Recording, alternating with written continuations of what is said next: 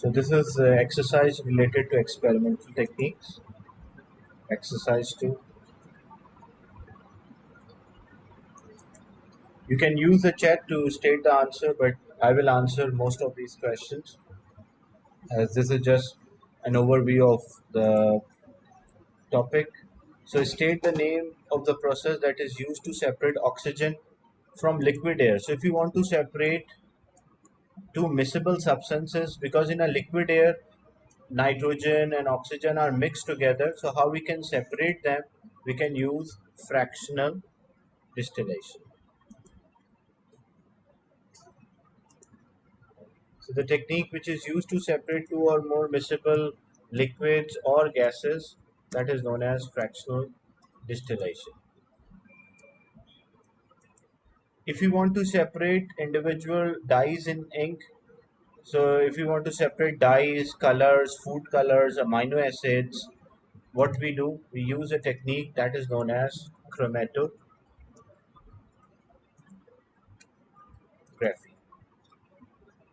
So chromatography is used to separate dyes or colors from each other.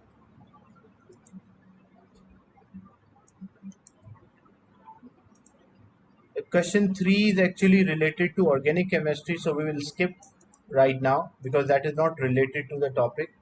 As in a chemistry, the topics are interrelated, but this part 3 is actually related to organic chemistry, and the answer is fermentation, but you don't have to answer right now this part as it is not part of separation techniques. Then part 4, obtaining water from aqueous sodium chloride.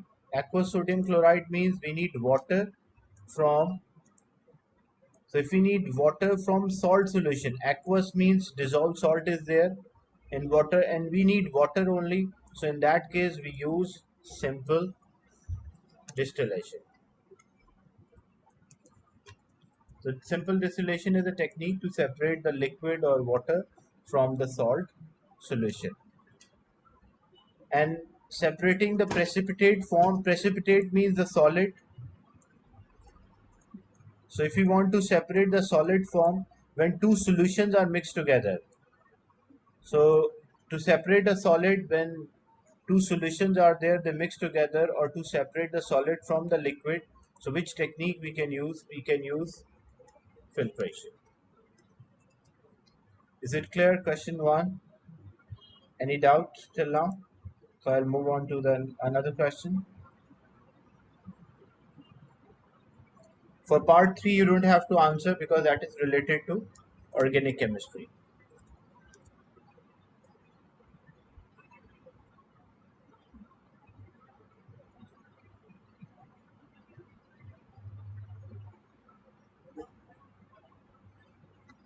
It can be evaporation, but why we do not write evaporation here?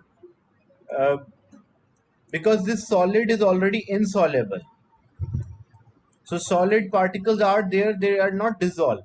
So evaporation is normally used to separate the dissolved solid, and filtration is used to separate insoluble solid.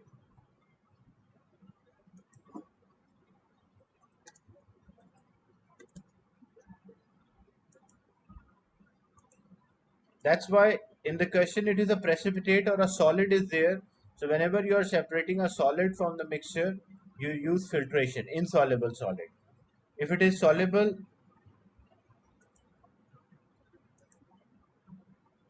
the difference between evaporation and filtration, Abdullah Sarfraz, when you have a salt solution, a dissolved salt, so you don't see a solid particles here. So as you don't see a solid particle, what you will do, you will supply the heat energy. So when you supply the heat energy, this water will evaporate, and as this water will evaporate, what you're left with, you're left with the salt which was dissolved, the salt appear. That is called evaporation.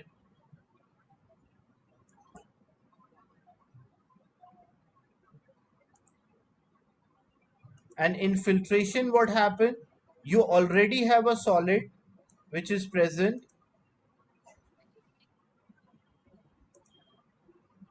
So a liquid, and you can clearly see the solid or a precipitate. So we want to remove this solid from the mixture. So what we can do, we can use filtration. So on the filter paper, the solid will left behind, and through the filter paper, the liquid will pass through, that is known as filtrate. So if you want to separate insoluble solid from the mixture, you use filtration. But if you want to separate soluble solid from the mixture, then you use evaporation or crystallization can be used. Is it clear, Abdullah Sarfraz?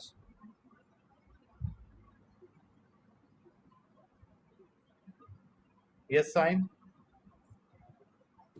Sir, if the dyes are like separate already, and if we do chromatography once again, will that impact the results or something? No, no. That will not have, like, once you are saying we separated the colors from each other and you are repeating it. Yes, repeating it once again. It will give the same result. Like example, say you have a sample of ink and you carried out chromatography, say it was a combination of red and green color, okay, so you are Okay. getting two spots. If you repeat the same procedure and this time you're repeating with a separate red color and a green color using a same solvent, so red color Okay, will sir. rise to the same height and the green color will rise to that, so height will not change, they will rise to the same height if you Okay. repeat them. Okay. Is it Thank clear? you. Yes, sir. Okay. Yes, Abdullah Sarfraz, in the question they are insoluble. How you identify it is insoluble? As it is mentioned here, precipitate.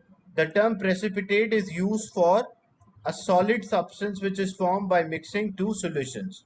So when you mix two solutions, a solid is formed and you want to remove this solid. That is why you are using filtration.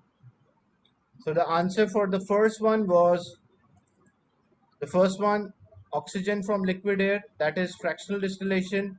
If you want to separate inks, dyes, or color, you use chromatography. Part 3 is not there, so leave that. Obtaining water from aqueous solution.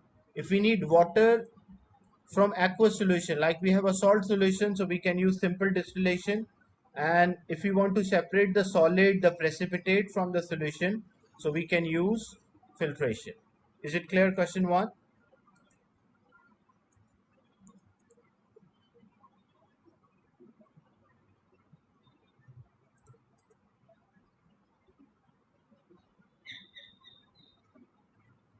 Just a minute, I'll be back.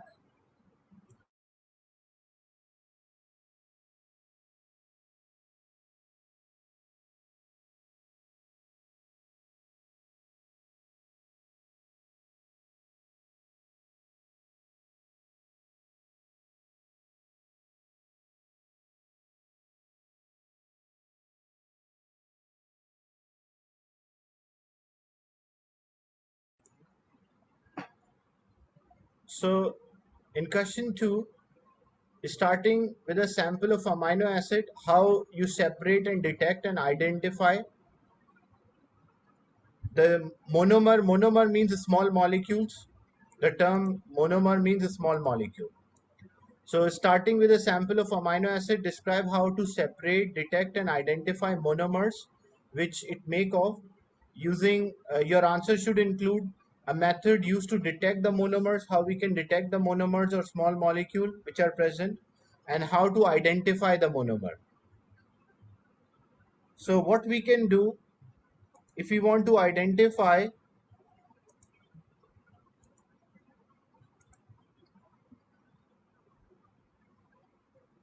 yeah, this can be done, Yusra, but because the separation technique, we have to mention a separation technique. So here, the technique which we will mention, we will use chromatography.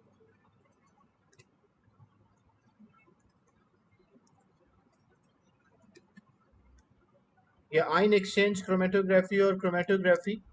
to separate and identify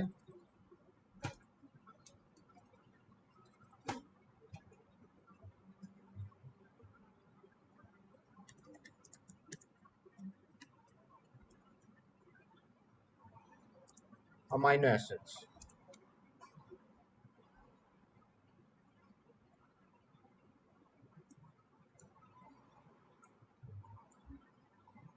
And how it can be done? So practically how we carry out this, how to identify the types of the amino acids. So first what we will do, we will use chromatogram. The paper is called a chromatogram, and draw the origin with pencil. So I will draw at the same time. So what we did now, we took a chromatogram, this paper is called a chromatogram, and then we draw the origin with pencil. So this is the origin is drawn with pencil. Then place a sample of amino acids, because it is a mixture, and use suitable solvent.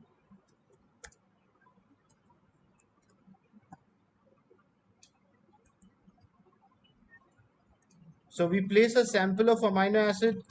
This is a position where we place the sample. But amino acids are colorless liquids, so it will not be visible to us. I'm just making a spot visible, but it will not be visible. So we place a sample here, then we use a suitable solvent.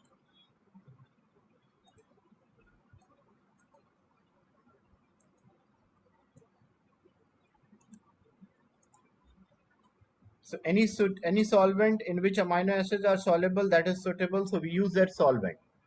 Then what happened? This chromatogram, as it will absorb the moisture or the solvent, so the solvent will rise on the chromatogram. As the solvent will rise, the amino acids will also rise with the solvent, but that will not be visible. Why it is not visible? Because amino acids are colorless liquids.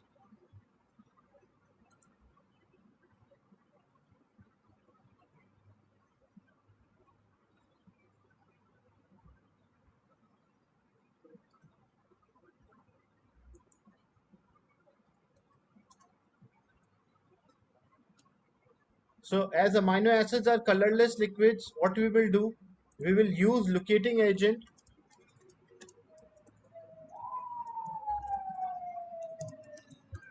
to make spots of amino acids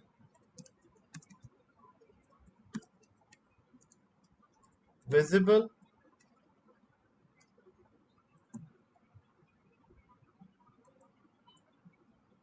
or you can also say spray the chromatogram with a locating agent to make these amino acids visible. So when you spray this, what will happen? For example, if this was having two types of amino acids, so then you will see two different spots. If it was having three amino acids, then you will see three different spots. But as they did not specify here that how many number of amino acids, so you don't have to, it can be any number, you can make different number of spots just to show that it is a mixture of amino acid. And how we can identify the type of amino acid, or how we can know the amino acid, then we will measure the RF value for each amino acid to identify type of amino acid, because approximately there are 20 types of amino acids. So how to identify which type of amino acid is there? For that purpose, you will measure the RF value. And what is the RF value?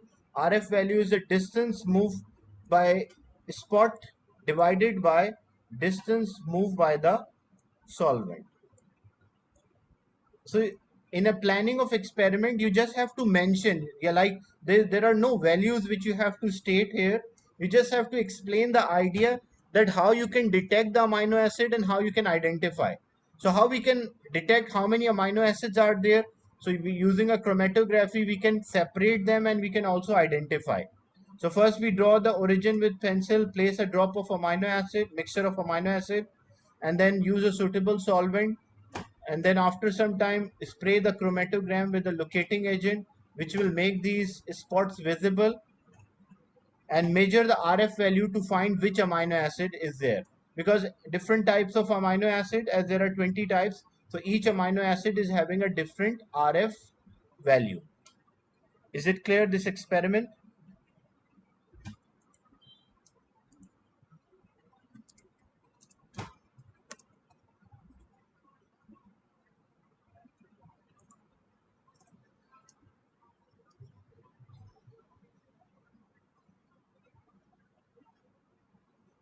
To everyone?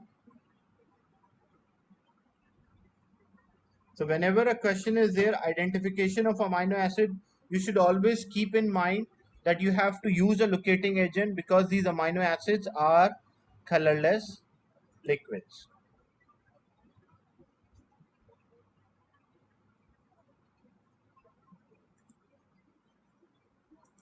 Moving on to the next question, question 3. In question 3, describe how to separate the following. In each example, give a description of a procedure, like how you will carry out that, and explain why this method works. So what is the reason why that specific method will work? Nitrogen from a mixture of nitrogen and oxygen.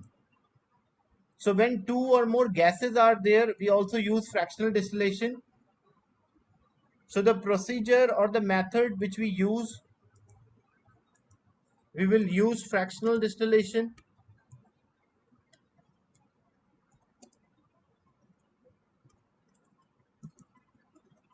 And why this method will work, or how this method will, what is the reason why this method will work? Because oxygen and nitrogen have different boiling point.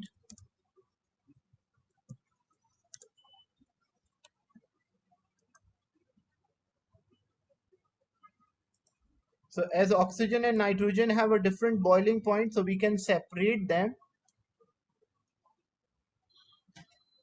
by using fractional distillation. Because fractional distillation based on the technique that if two or more miscible substances are there, they have different boiling point. The one which is having a lower boiling point will rise first, and the one which is having a higher boiling point will rise second.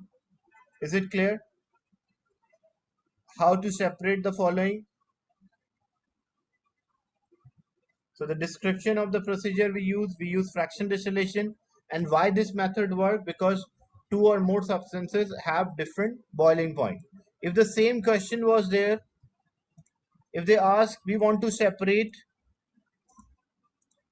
water and alcohol from each other.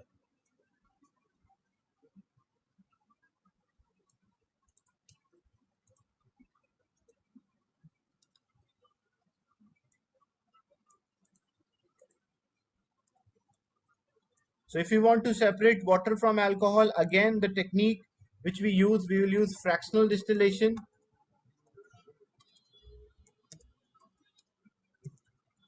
Because two are miscible substances or miscible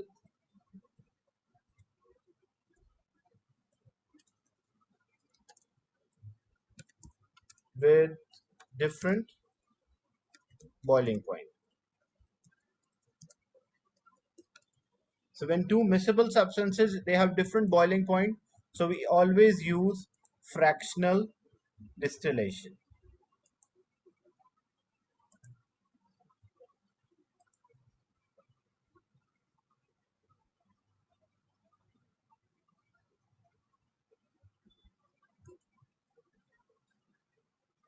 Yes, Abdullah Sarfraz, you can use your mic. What's your question?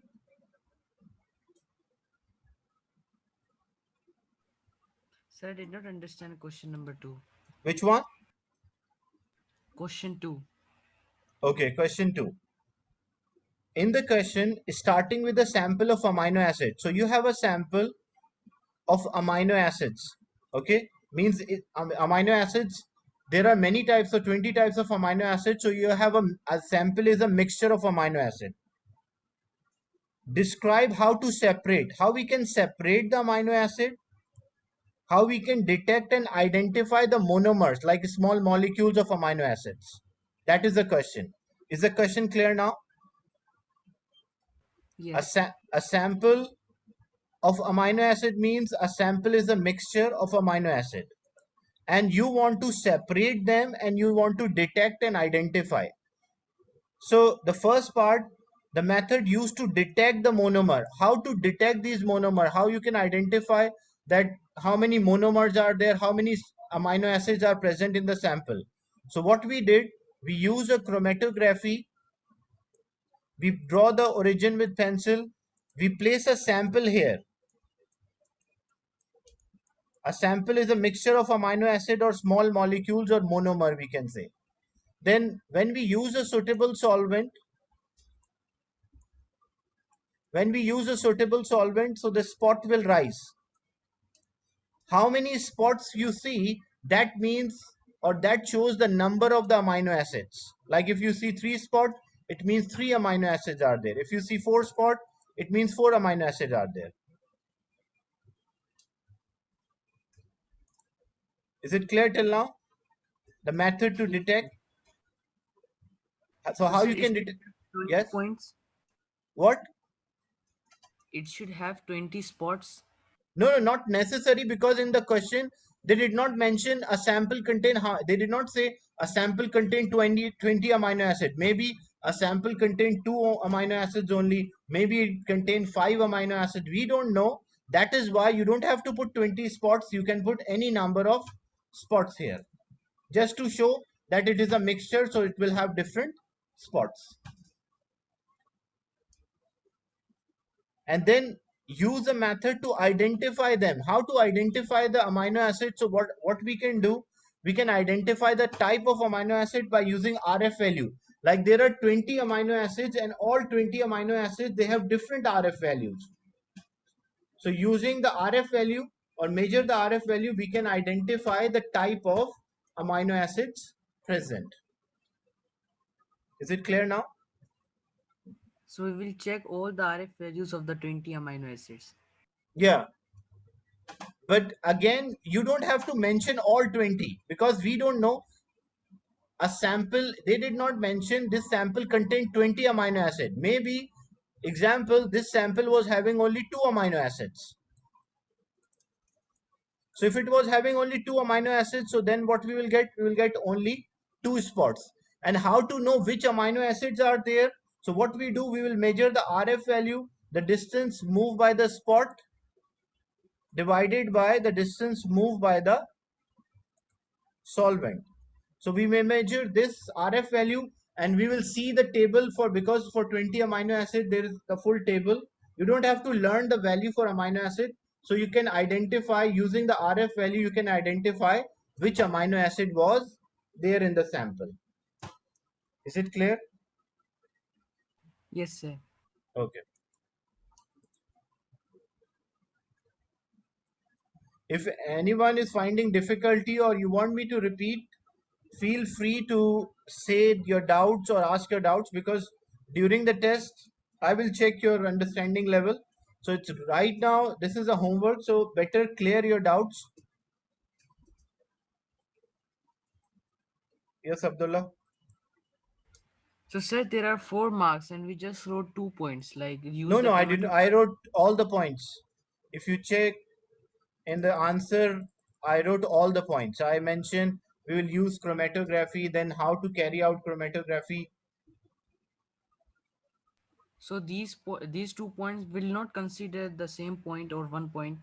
No. When you mention use chromatography, then you will mention draw the origin with pencil, then use a suitable solvent, then use a locating agent to make the spots visible, then measure the RF value. This will cover all the 4 marks.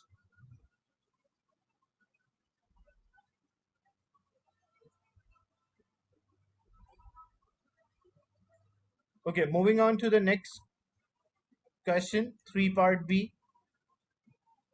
So again, there are different types of amino acids. So glycine from a mixture of 2 amino acids. So there are 2 amino acids, alanine and glycine, which is having glycine has a lower RF value. So we have, like I mentioned, there are 20 types of amino acids, but we have a mixture of 2 amino acids, and they mentioned one of them is having a lower RF value. So which procedure we can use? Saim, your question, is there a way where you don't have to use chromatography? In an amino acid, you use chromatography. It depends on the type of the substance, a mixture. So what procedure we will use? We will use chromatography.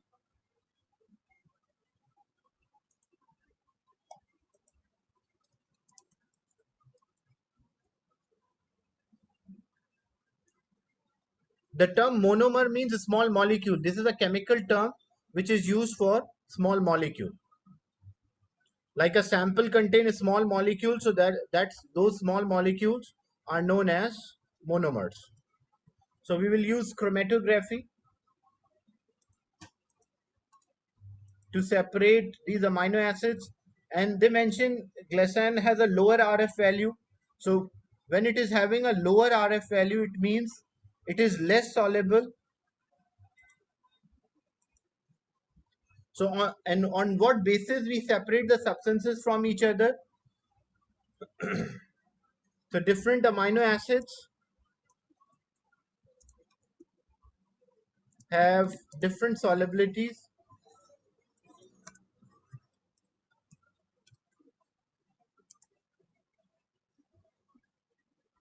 So shows different RF value.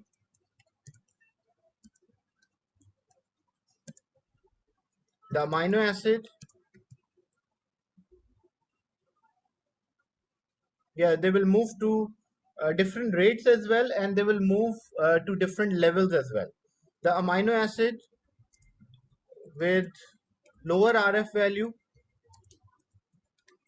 is less soluble compared to amino acid with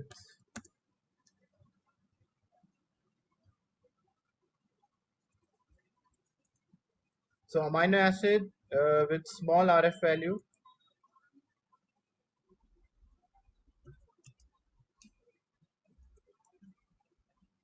is less soluble as compared to amino acid with higher RF value. So which one is more soluble here? You have 2 amino acid. Which one is more soluble? Glycine or alanine? They give you the hint. Glycine has a lower RF value. So which is more soluble?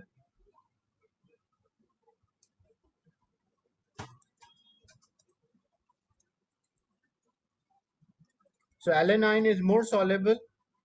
So when we carry, we don't have to draw the figure here. We just have to mention, like, this is a chromatogram. We will draw the origin with pencil. Then we will use a suitable solvent. We will place a sample, and then we have to use a locating agent because amino acids are colorless. So we are because it's a mixture of 2 amino acids, so we'll get 2 spots. So which spot is for alanine, A or B? Which spot is representing alanine?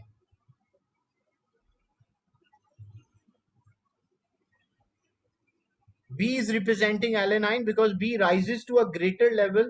So the one which rises to a greater level, it means it is having a higher RF value as compared to the one which rises to a smaller value. Is it clear? Question 3 part B.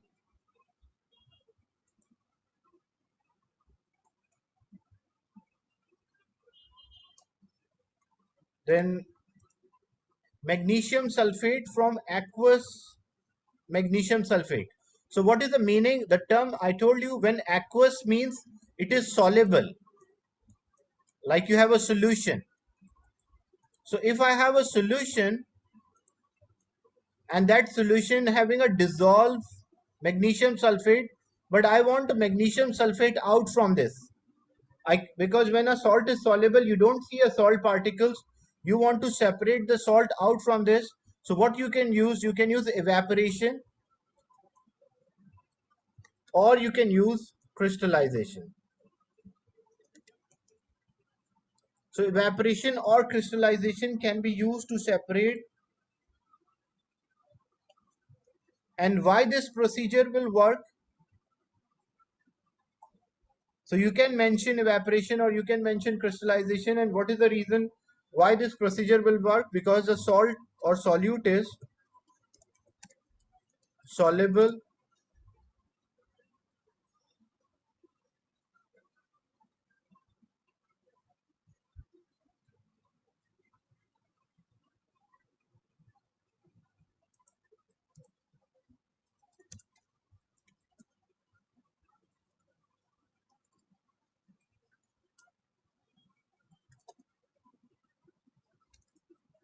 So when the solute is soluble, we can use evaporation or crystallization. Is it clear?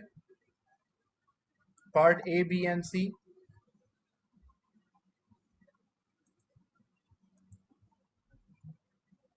Then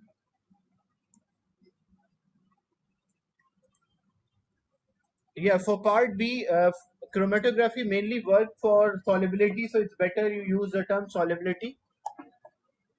The technique is used to separate inks, colors, dyes, but on what is the base of the technique? It based on the concept that different substances have different solubility, so they are separated from each other. Then a diagram shows operators used to separate the mixture of water which is having a boiling point 100 and ethanol which is having a boiling point 78. Complete the boxes to name the operators. So we already discussed, we call this as a fractionating column.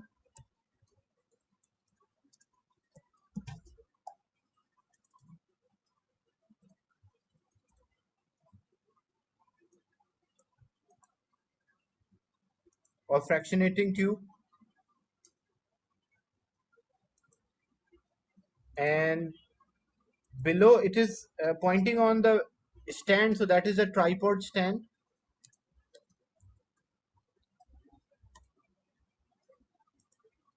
Because it's pointing on the stand. Label the arrow in a condenser. So in a condenser, what happened? There is a cold water enter the condenser, because the water is used as a coolant. Water is having a tendency to absorb the heat. That's why, like in a car radiator, we add water. What is the purpose of adding water in the car radiator? Because water is having a greater capability to absorb heat energy. So it can absorb the heat energy from the engine, so engine will not be too warm. So a cold water enter this condenser, and hot water. So cold water is in, or you can also write water in, and hot water out, or you can say water out. Both labels are acceptable. The purpose of this water is to absorb the heat energy from the alcohol vapors, because what happened, you have a mixture of ethanol and water. So ethanol is 78 boiling point, so it will rise first. The red spot is representing ethanol. When it rises, this ethanol, so the water in the tube, the water in the condenser will absorb the heat energy, and it will convert this ethanol vapors into ethanol liquid. So what we collect will connect ethanol liquid here.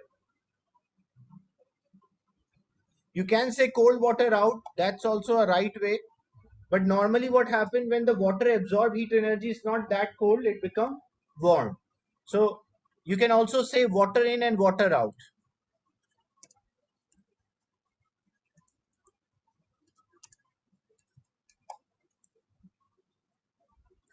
Identify one mistake in the apparatus. So what is the mistake in this apparatus? As you can see, a student is heating a distillate as well. He should not heat this part. So heating a distillate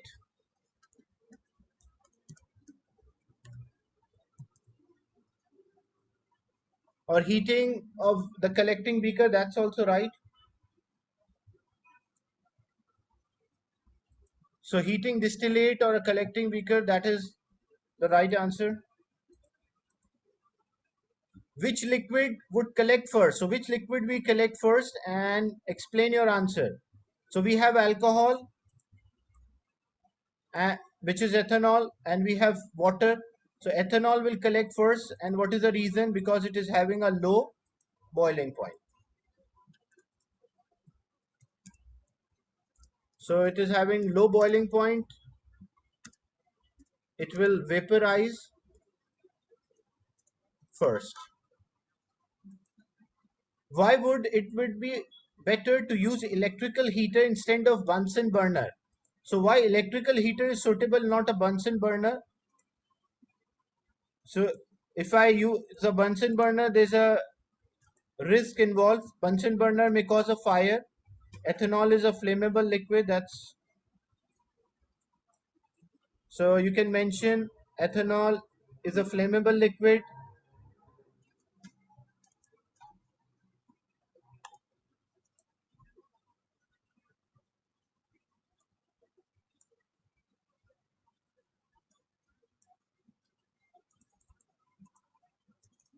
Or you can mention because ethanol is a flammable, so it can catch fire. Any one of them you can mention as an answer. Is it clear?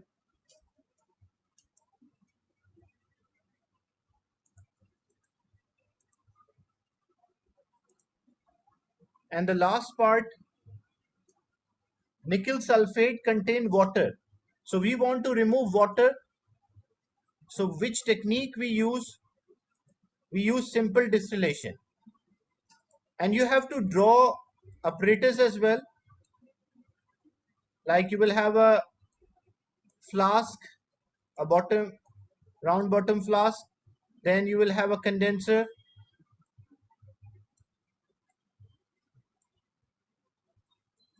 It's the same apparatus we use instead of the only thing which is not there, because it is a separation, it is a simple technique, simple distillation. So in a simple distillation we do not use fractionating column, so we do not use this part.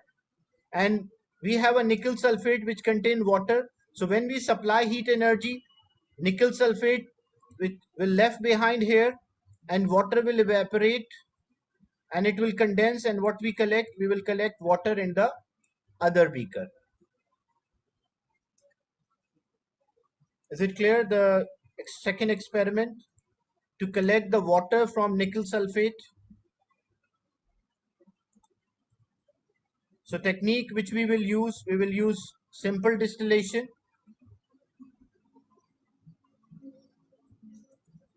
And how we can test the check or presence of the water or pure water is there. You will write simple distillation and explain the procedure, and in your own words you will explain the procedure. You will mention, we'll supply heat energy, water will evaporate, then it will, condenser will remove heat energy, so water is collected on the in the beaker. And then most of the marks are for drawing, so you have to mention simple distillation, explain the procedure, and the marks are for drawing, as well as to check the presence of a water.